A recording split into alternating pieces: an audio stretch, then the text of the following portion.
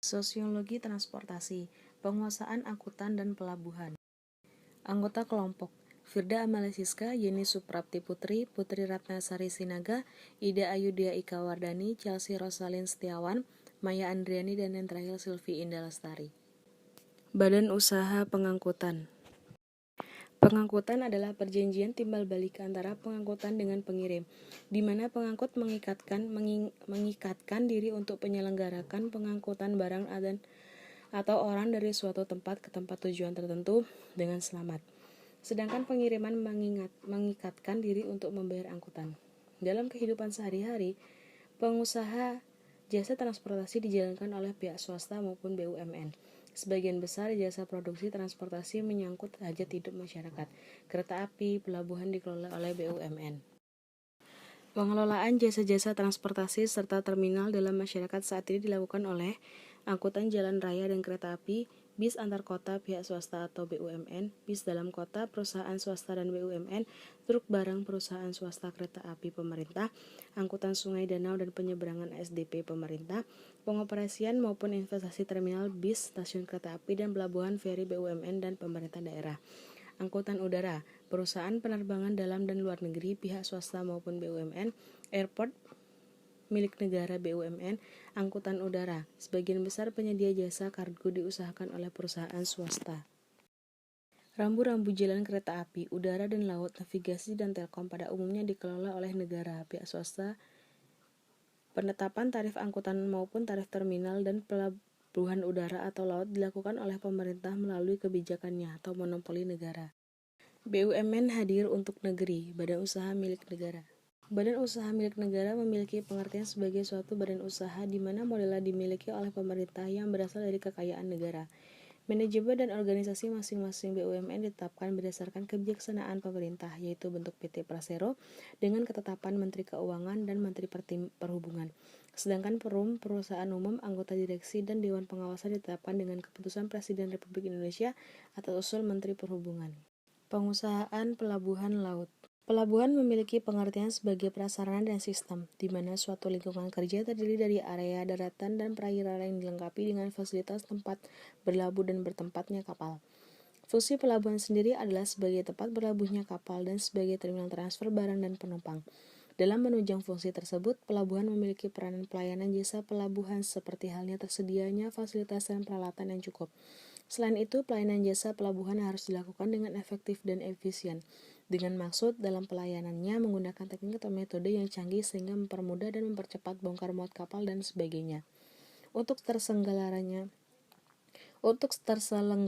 pelayanan di pelabuhan, sebagai penunjangnya terdapat jasa-jasa lainnya seperti alur pelayaran, rambu-rambu, stasiun radio pantai, pengamanan keselamatan pelayaran, syah bandar, pengawas cukai atas barang bea cukai, karantina, imigrasi, keamanan pelabuhan, dan jasa TKPN. Pelabuhan laut sendiri dilengkapi dengan berbagai fasilitas dan peralatan pelabuhan yang disesuaikan dengan kebutuhan, yang dimana sudah diatur dalam berbagai peraturan perundang-undangan yang berlaku, yaitu AHR, Agreement Haven Reglement, Peraturan Perundang-undangan nomor 11 tahun 1983 pasal 7 ayat 1. Yang ketiga, Peraturan Pemerintah nomor 14, 15, 16, dan 17 tahun 1983, Peraturan Umum Pelabuhan. Dalam pelayanannya, pelabuhan dibagi menjadi 4 jenis, yaitu 1. Kapal pelayanan kapal, jasa labu, pelayanan jasa pandu, jasa tambat, jasa pelayanan air. Yang kedua, pelayanan barang. Pelayanan barang ialah penyedia fasilitas yang diperlukan untuk melayani kepentingan penanganan barang-barang melalui pelabuhan baik untuk barang ekspor impor maupun perdagangan antar pulau. Dalam hal ini, pelayanan barang memiliki peran antara lain. Yang pertama, kelancaran arus barang tergantung pengaturan tertibnya penggunaan dermaga seperti pengaturan sandar kapal harus disesuaikan dengan jenis barang yang akan dibongkar. Yang kedua, pelayanan penumpukan dilayani dengan pengisian form B baik untuk pelayanan gudang maupun lapangan yang dimaksudkan untuk kelancaran kerja bongkar muat kapal. Yang ketiga, pelayanan rupa-rupa usaha. Pelayanan rupa-rupa usaha meliputi tanah, perairan dan bangunan, air bersih, listrik, pas dan retribusi alat-alat mekanis. Yang keempat, jenis tarif jasa pelabuhan. Tarif jasa pelabuhan dapat dikelompokkan sesuai dengan jenis pelayanan. Yang pertama, jenis tarif jasa pelabuhan terhadap jasa pelayanan kapal, tarif jasa pelayanan barang, tarif jasa rupa-rupa. Tarif jasa pelabuhan dapat juga dibedakan atas sifatnya, yaitu tarif tetap dan tarif pedoman.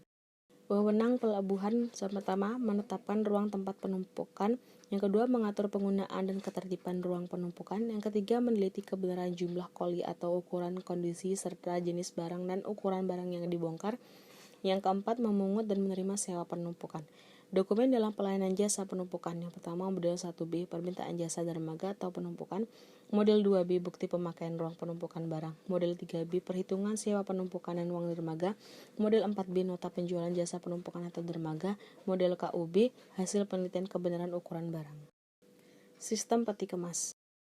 Sistem peti kemas ini dipergunakan saat akan mengangkut barang yang menggunakan box berukuran 20 dan 40 feet. Adapun bentuk pengangkutan dilakukan oleh satu angkatan darat menggunakan truk, angkatan kereta api menggunakan gerbong khusus, angkatan laut menggunakan kapal-kapal kontainer. Pelayanan peti kemas juga memiliki dua hal. Yang pertama yaitu peralatan peti kemas yang meliputi head truck, top leader, forklift, transtainer, kran peti kemas, sedangkan yang kedua yaitu personil peti kemas yang meliputi operasi kapal, lapangan, CFS, dan lain-lain. Tarif peti kemas dibagi menjadi dua, yaitu 1. Tarif bongkar muat peti kemas kontainer dibuat oleh pemerintah demi meningkatkan kegiatan perekonomian. Jenis tarifnya yaitu tarif FCL atas dasar jasa pekerjaan. FCL dikenakan biaya pekerjaan, tarif stevedoring, tarif tracking, tarif lift-on, angsuran, stripping, dan lain-lain. Jenis tarif ini sudah masuk dalam biaya mekanik dan tidak termasuk uang dermaga. Yang kedua, tarif bongkar muat di dermaga konvensional dan terminal khusus. Perbedaannya dapat dilihat dari pelayanan, peralatan, dan fasilitas yang berbeda. Dermaga khusus menerapkan segala sesuatu ditangani dengan sistem satu paket. Penerapannya agak sulit karena bongkar muat dijalankan oleh PBM. Pelabuhan tidak tersedianya gantry kren di lokasi dermaga dan lain sebagainya. Tarif B atau M di pelabuhan ditentukan oleh pemerintah berdasarkan 1. Upaya mendorong pertumbuhan sektor pelayanan nasional, yang kedua menumbuhnya pertumbuhan ekonomi, yang ketiga memperkecil biaya angkutan, yang keempat pemanfaatan fasilitas pelabuhan. Sistem kontainer peti kemas. Peti kemas telah digunakan untuk mengangkut barang di Amerika sejak tahun 1952. Eropa dan Jepang memulai pengangkutan dengan peti kemas pada tahun 1958 dan terus berkembang sampai sekarang. Keuntungan dan kerugian. Keuntungan: kecepatan bongkar muat tinggi dapat mengurangi biaya dan waktu kapal di pelabuhan, tidak terjadinya double handling, kerusakan dan kehilangan muatan kecil, dapat dilakukan door to door dengan intermoda transportasi, kondisi kemasan asli, dan yang terakhir, penggunaan tenaga kerja hemat serta dapat dilakukan pengawasan dengan sistem komputer. Kerugiannya, perubahan organisasi serta perubahan tata kerja sistem transport dan bongkar atau muat kontainer. Timbulnya perusahaan raksasa dalam sistem transport mengakibatkan monopoli dalam bidang. Part of call kapal kontainer terbatas pada pelabuhan sarana bongkar pasang. Biaya investasi termasuk penggunaan terminal dan sarana lainnya sangat tinggi. Dibutuhkan keterampilan yang lebih tinggi dalam bidang teknik. Dan dengan adanya kontainerisasi dapat mengakibatkan pengangguran. Kontainer isu. Istilah kontainer secara umum merupakan wadah di dalamnya dapat dihimpun atau disimpan sejumlah barang, baik cairan maupun bahan padat. Isu kontainer adalah muatan sebagai bagian alat transport dengan memenuhi standar ISO, International Standard Organization, yakni cukup kuat, dirancang secara khusus, dipasang alat-alat untuk menangani satu alat transport ke alat transport lain, dirancang sedemikian rupa untuk mempermudah mengisi atau mengosongkan, dan mempunyai isi ruangan dalamnya, internal volume.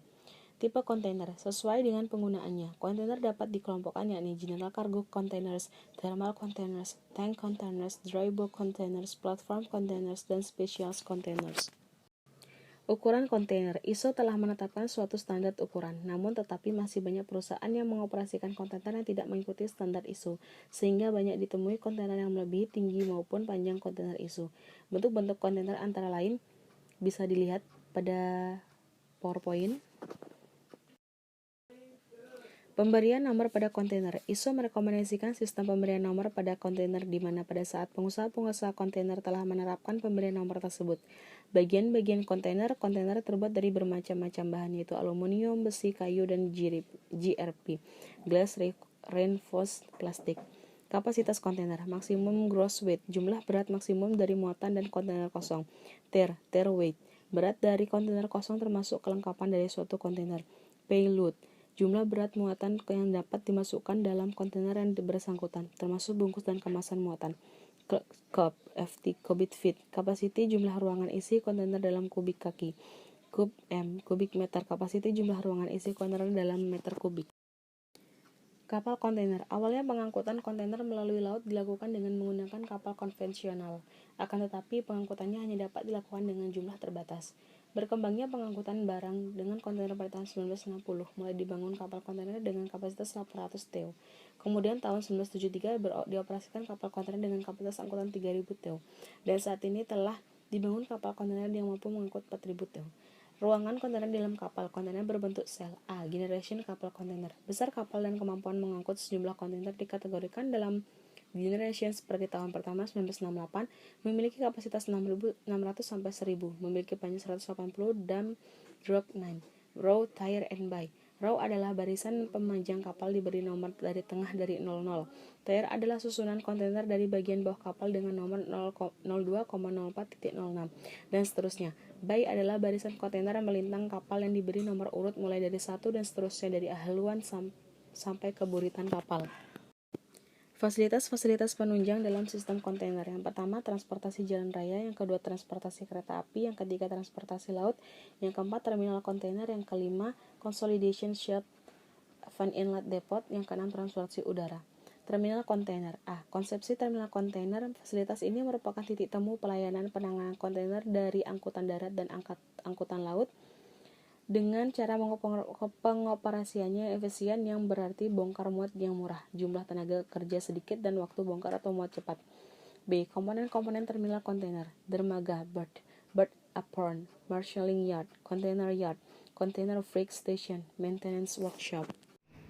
Adapun fungsi terminal kontainer yaitu yang pertama, perencanaan bongkar atau muat, yang kedua, bongkar atau muat serta pergerakan atau pemindahan kontainer, yang ketiga, mengisi dan mengosongkan kontainer, yang keempat, penyimpanan barang, yang kelima, perawatan alat bongkar atau muat, yang keenam, penimbunan kontainer, yang ketujuh, perawatan dan perbaikan kontainer, yang kedelapan, melakukan kegiatan administrasi pengoperasian terminal.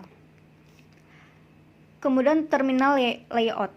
Layout terminal kontainer sangat tergantung pada keadaan pelabuhan, luas tanah yang tersedia, dan jumlah arus muatan keluar masuk terminal. Hal-hal yang perlu diperhatikan dalam membangun terminal kontainer yaitu: yang pertama, memenuhi syarat dilengkapi kontainer crane. Yang kedua, bebas ancaman pengaruh cuaca dan angin topan. Yang ketiga, kondisi jalan, rel kereta api dan jaringan transport memadai. Yang keempat, kedalaman laut di pelabuhan, serta panjang dermaga cukup untuk sandarnya kapal. Cara pengoperasian serta peralatan bongkar muat terminal kontainer. Sistem pengoperasian yang diterapkan oleh pelabuhan-pelabuhan internasional pada umumnya meliputi beberapa sistem yaitu: yang pertama, sistem transtainer, yang kedua, sistem straddle carrier, yang ketiga, sistem chassis, yang keempat, sistem forklift, yang kelima, overhead container handling system, dan yang terakhir, kombinasi antara sistem-sistem tersebut di atas. Bongkar muat kontainer di kapal. Yang pertama, LOLO, yaitu lift on or lift off, yaitu memuat atau membongkar kontainer dari dan ke kapal.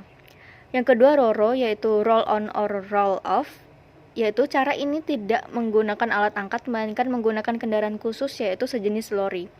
Yang ketiga, FOTO, yaitu floating off or floating on. Dilakukan bagi floating kontainer yang akan diangkut kapal LASH. Pengoperasian CFS. CFS atau yang berarti Container Freight Station adalah fasilitas untuk konsolidasi di mana parti barang dalam partai kecil dikumpulkan, baik untuk dimasukkan atau dikeluarkan ke kontainer. Lokasi CFS kemungkinan 3 alternatif yaitu: yang pertama, di dalam pelabuhan atau terminal kontainer, yang kedua, di sekitar atau dekat pelabuhan, dan yang ketiga, di daerah pedalaman. Kemudian ada pun fungsi CFS. Yang pertama, menyimpan kontainer-kontainer kosong, yang kedua, menyimpan chassis, yang ketiga, membersihkan kontainer, yang keempat, reparasi kontainer, yang kelima, fumigasi kontainer, yang keenam, menyimpan muatan yang rusak, dan yang terakhir, menyimpan barang yang belum diambil. Kemudian cara pengiriman barang dengan kontainer status kontainer, yaitu dalam mengirimkan barang dengan menggunakan kontainer dari suatu tempat ke tempat lain dengan alternatif menggunakan seluruh ruangan atau sebagian ruangan dari kontainer. Kontainer diisi penuh dengan barang pengirim disebut FCL, yaitu full container load, dan jika satu kontainer diisi barang dari beberapa pengirim disebut status LCL, yaitu less than container load. Berikut mengenai status kontainer yang digunakan dalam pengangkutan barang. Yang pertama FCL or FCL, yaitu pengiriman barang oleh satu orang dan penerima di pelabuhan atau tempat tujuan oleh satu orang. Dan yang kedua LCL or LCL, yaitu pengiriman barang terdiri dari beberapa orang dan di pelabuhan tujuan diterima oleh beberapa orang penerima.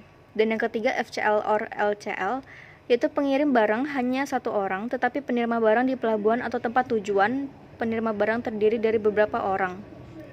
Dan yang keempat LCL or VCL, yaitu beberapa orang pengirim barang, sedangkan penerima di tempat tujuan hanya satu orang saja. Kemudian dokumen muatan. Kontainer yang menggunakan pengangkutan beberapa jenis angkutan multi-transport dokumen atau Combined Transport Bill of Lading yang pada prinsipnya tidak berbeda dengan isi dari The Hamburg Rules 1924. Dalam hal ini, setiap pekerja pelabuhan yang terlibat dalam rangkaian kegiatan penanganan kontainer di pelabuhan harus senantiasa menunjang penanganannya secara cepat dan memperhatikan faktor keamanan dan keselamatan barang. Peranan dan fungsi pengerukan sebagai penunjang pelabuhan.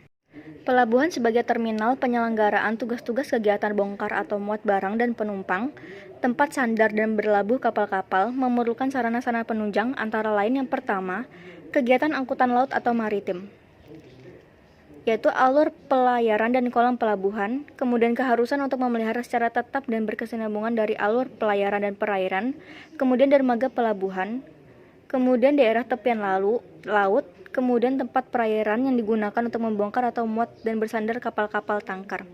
Yang kedua, kegiatan pelabuhan sebagai terminal. Yang pertama, segala usaha untuk melaksanakan transportasi melalui angkatan laut akan berhenti ke pangkalan yaitu pelabuhan.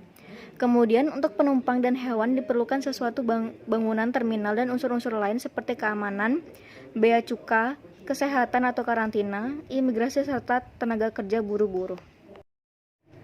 Yang ketiga, kegiatan penunjang ekonomi atau trade center. Alur pelayaran dan kolam pelabuhan merupakan unsur penunjang pelabuhan, sedang pelabuhan sendiri merupakan subsistem penunjang arus barang-barang komoditi dan ekonomi hinterland serta pemusatan perdagangan. Kemudian, dari trade center tersebut diperlukan adanya penyaluran keluar untuk distribusi untuk mencari pasaran baru ke daerah lain sehingga perlu adanya transportasi lewat daratan, udara, dan angkatan laut. Kemudian apabila pelayanan melalui transportasi laut diatur dengan baik, lancar dan aman, maka secara ekonomis pilihan melalui angkatan lautlah yang terbesar kecepatannya. Kemudian yang keempat, kegiatan sarana-sarana penunjang lain yaitu yang pertama, penggunaan alur pelayaran dan kolam pelabuhan ini ibarat jalan raya dan tempat parkir, serta berolah gerak kapal-kapal. Diperlukan tanda-tanda atau rambu-rambu serta berbagai alat. Kemudian panduan manusia, kemudian guna pengawasan, dan yang terakhir tersedianya cukup kapal-kapal tunda dan perahu kepil untuk membantu olah gerak kapal-kapal yang disebut unsur penundaan. Indikator performansi pelabuhan. Menghitung performansi pelabuhan. Yang pertama, dilakukan pengumpulan data pelabuhan dengan adanya dua alasan utama yang menjadi perhatian seorang administrator pelabuhan, yaitu A. Data-data yang dapat dipergunakan untuk menyempurnakan kemampuan operasional pelabuhan. B. Data-data yang dapat dijadikan sebagai landasan untuk merencanakan pengembangan pelabuhan di masa datang. Yang kedua, indikator performansi pelabuhan adalah ukuran sederhana tentang berbagai aspek kegiatan operasional pelabuhan. Indikator itu dipergunakan untuk membandingkan performansi dengan target dan mengamati arah level performansi. Informasi sistem statistik dan sistem akuntansi sangat berguna dalam mengadakan analisis untuk penyajian performansi pelabuhan, karena serangkaian indikator performansi disajikan dalam bentuk analisis. Ketiga, tujuan pokok pengumpulan informasi untuk memelihara indikator performansi adalah penyajian informasi manajemen untuk perencanaan dan pengawasan. Informasi manajemen menekankan bahwa kunci pengembangan sistem yang dinamis dan berguna bagi informasi manajemen adalah bergerak melampaui batas laporan akuntansi klasik serta menyusun informasi yang berhubungan dengan dua elemen vital dari proses manajemen, yaitu perencanaan dan pengawasan. Tujuan perencanaan adalah menentukan terlebih dahulu langkah-langkah yang hendak ditempuh, sedangkan tujuan pengawasan adalah meyakini di mana gerak menuju sasaran yang ditentukan dalam rencana. Yang keempat, Badan Penguasaan Pelabuhan dengan tanggung jawab yang menyeluruh untuk melicinkan fungsi-fungsi pelabuhan adalah badan yang paling tepat untuk menyelenggarakan secara terus-menerus serangkaian dari indikator-indikator performansi tersebut. Yang kelima, serangkaian indikator harus ada pada setiap golongan muatan. Berikut serangkaian golongan muatan. A. Break Bulk General Cargo. B. United Cargo. C. Liquid Bulk. D. Dry Bulk. Yang keenam, faktor-faktor di bawah ini sangat penting bagi manajemen pelabuhan untuk membuat rencana. Yang A. Perubahan keadaan. Yang B. Kelangkaan tenaga manajemen. Dan yang C. Kelangkaan sumber dana. Yang ketujuh, pelabuhan harus berusaha mengadakan pengawasan terhadap kepekaan pelabuhan pada besarnya permintaan jasa. Pengawasan dilaksanakan dengan mengambil langkah-langkah yang dapat dijalankan dengan kuatnya informasi tepat dan sesuai wewenang yang diperlukan. Dan yang kedelapan, pengawasan terhadap proses operasi hanya mungkin bila ada beberapa bentuk umpan balik dari performansi atau hasil. Umpan balik termasuk pengukuran hasil yang nyata dengan membandingkan hasil yang diharapkan untuk menentukan langkah-langkah yang akan diambil. Yang kesembilan, pengawasan adalah kelengkapan dari perencanaan dan tidak sebuah elemen pun berguna tanpa adanya elemen yang lain. Titik tolak pengawasan adalah pengukuran penyimpangan terhadap tujuan dan standar yang dipakai pada saat aktivitas perencanaan. Pemilihan dan pemeliharaan dari indikator-indikator adalah langkah-langkah yang perlu untuk pelabuhan dalam mencapai pengawasan yang efektif. Pemeliharaan serangkaian nilai-nilai performansi pelabuhan diselenggarakan dengan penggunaan umpan balik yang merupakan bagian dari penerapan pengawasan. Kemudian adanya keuntungan-keuntungan tambahan dapat dihasilkan dari penggunaan serangkaian indikator secara tepat adalah sebagai berikut. Yang pertama, menyoroti sejak semula penyebab dari waktu-waktu terjadinya kepadatan pelabuhan. Yang kedua, mengatasi akibat berkurangnya denda-denda kepadatan pelabuhan dari hasil monitoring dan dokumentasi performansi pelabuhan. Yang ketiga, penyesuaian tarif pelabuhan secara tepat waktu. Yang keempat, menetapkan informasi yang baik guna mendasari perencanaan pelabuhan dan untuk pengembangan baru. Indikator keuangan. Yang pertama, badan penguasaan pelabuhan harus selalu waspada terhadap biaya yang timbul pada operasi dan pendapat sebagai hasil operasi tersebut. Suatu informasi keuangan yang baik merupakan syarat utama untuk tercapainya sistem pentarifan yang baik dari pelabuhan tersebut. Yang kedua, laporan yang dikeluarkan oleh Badan Pengembangan Perdagangan PBB tentang port pricing telah dibahas suatu metode untuk mengubah pengeluaran modal menjadi arus biaya modal tahunan. Biaya-biaya modal untuk fasilitas dan peralatan menjadi bagian dari biaya tetap pelabuhan. Yang ketiga, overhead keseluruhan yang masih tertinggal tidak dialokasikan. Sebagai contoh, supervisi, fasilitas staf, penggunaan umum, dan lain sebagainya hingga dapat dialokasikan pada berbagai daerah bongkar muat dari pelabuhan atas dasar kesepakatan. Yang keempat, setiap kelas muatan terdapat berbagai barang, bermacam-macam tipe atau cara pembongkarannya, dan bermacam-macam tipe dari operasinya. Guna mempertahankan produktivitas atau ton atau gang atau jam dan angka-angka biaya untuk setiap macamnya. Yang kelima, pencapaian pengawasan sehari-hari yang efektif terhadap operasi pelabuhan harus dijalankan oleh seorang manajer yang dengan pengamatan fisik berusaha mendapatkan feedback secara terus-menerus, yang memungkinkan untuk mengatasi kesulitan-kesulitan yang terjadi, bukan sekadar berusaha mencatat kejadian-kejadian nyata. Yang keenam, tujuan di sini maksudnya adalah hanya biaya dan pendapatan yang berhubungan dengan perpindahan muatan dari atau ke atas kapal yang dipergunakan dalam perhitungan dari berbagai indikator. Yang ketujuh, daerah pelabuhan dibagi dalam kelompok kade di mana daerah atau sub-daerah mengerjakan kelas muatan yang berbeda. Indikator keuangan yang utama untuk setiap kelompok kade adalah kontribusi per ton muatan yang dikerjakan dalam waktu tertentu. Elemen-elemen yang ditentukan untuk setiap kelompok kade adalah A. Pendapatan dari kapal yang berhubungan dengan kelompok kade. B. Pendapatan dari muatan yang berhubungan dengan penyedia jasa bongkar muat dari kelompok kade. C. Biaya buruh. D. Biaya peralatan kapital atau modal. Yang kedelapan adalah konstruksi yang negatif tidak perlu merupakan hal yang jelek untuk diketengahkan.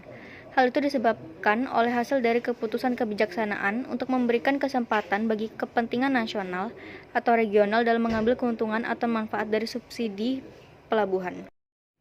Kesembilan adalah indikator yang teramat penting, baik indikator operasional maupun indikator keuangan, adalah jumlah volume per bulan dari muatan yang dikerjakan. Kemudian yang ke-10, indikator-indikator berikut ini harus dihitung setiap bulannya bagi kunjungan kapal untuk setiap kelompok kade. Yang pertama, jumlah ton yang dikerjakan, kemudian pendapatan dari penggunaan kade untuk setiap ton muatan, pendapatan bongkar muat untuk setiap ton muatan, pengeluaran biaya untuk buruh setiap ton muatan, pengeluaran untuk peralatan modal dalam setiap ton muatan, jumlah kontribusi pendapatan dari penggunaan kade, dan yang terakhir kontribusi untuk setiap ton muatan. Yang ke-11 yaitu tujuan indikator keuangan adalah untuk menjawab dua pertanyaan seperti berikut. Yang pertama, pendapatan apa saja yang dihasilkan dari pelayanan. Yang kedua, biaya apa saja pada pelayanan tersebut. Indikator operasional. Yang pertama, kemungkinan manajemen pelabuhan lebih menaruh perhatian terhadap indikator operasional daripada terhadap indikator keuangan. Yang kedua, informasi-informasi penting yang dibutuhkan adalah jumlah kapal yang berkunjung dan uraian waktu kapal berada di pelabuhan dan untuk setiap kelas muatan. Yang ketiga, dari catatan ini, maka jumlah rata-ratanya akan dapat dihitung pada setiap bulan lagi setiap KD yang melayani kelas muatan. Yang keempat, sebagai tambahan pada perhitungan yang rata-rata di atas, disarankan untuk indikator-indikator tertentu dihitung atas dasar kunjungan kapal secara tersendiri dan diplot sebagai distribusi frekuensi. Yang kelima, pada gambar yang ada dilukiskan terkait distribusi untuk ton setiap jam kapal di pelabuhan. Yang keenam, salah satu aspek dari operasi pelabuhan di mana manajemen pelabuhan harus dengan hati-hati memonitor dan mengambil langkah dalam memperbaiki. Yang ketujuh, fakta bahwa satu indikator tidak berubah-ubah sepanjang waktu tidak berarti bahwa pengukuran performansi dengan indikator itu harus baik, mungkin juga jelek terus-menerus.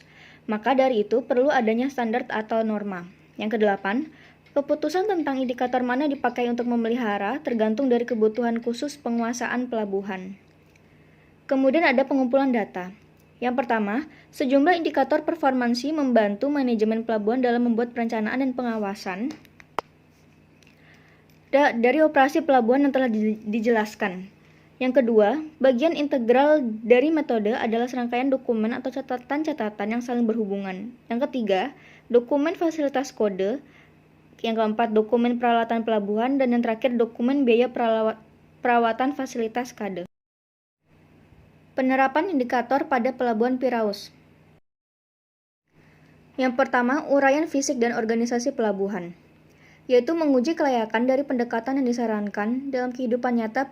Penerapan indikator performansi pelabuhan di negara yang sedang berkembang. Pelabuhan yang dipilih adalah Pelabuhan Piraeus sebagai pelabuhan besar di Yunani. Pelabuhan yang memiliki sifat-sifat perdagangan seperti kebanyakan pelabuhan di negara yang sedang berkembang. Organisasi manajemen.